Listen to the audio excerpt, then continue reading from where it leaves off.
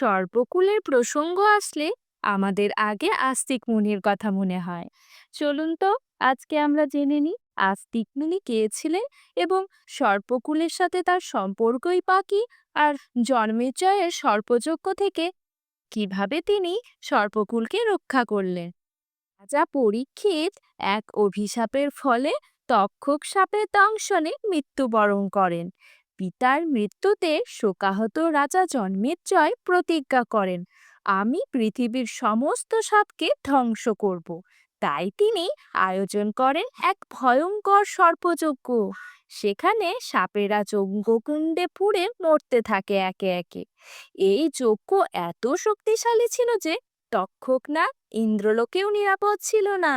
ইন্দ্রকে টানার মতো মন্ত্রপাঠও শুরু হয়ে গিয়েছিল সেখানে। ঠিক তখনই আসেন আস্তিক মুনি। তিনি ছিলেন ঋষি চরৎকারু ও বাসুকীনাগের বোন চরৎকারুর পুত্র, অর্ধ ঋষি ও অর্ধ নাগ সন্তান।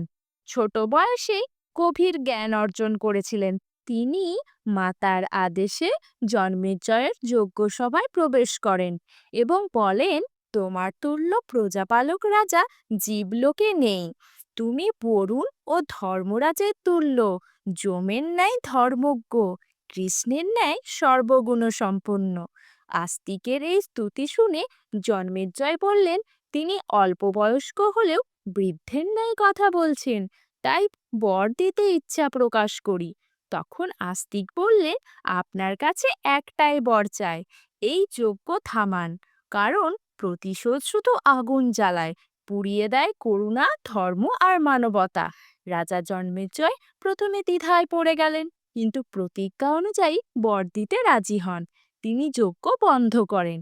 এইভাবেই আস্তিক মুনির অনুগ্রহে সর্পযজ্ঞের অবসান ঘটে। তক্ষক সহ সমস্ত নাগবংশ ধ্বংসের হাত থেকে রক্ষা পায়।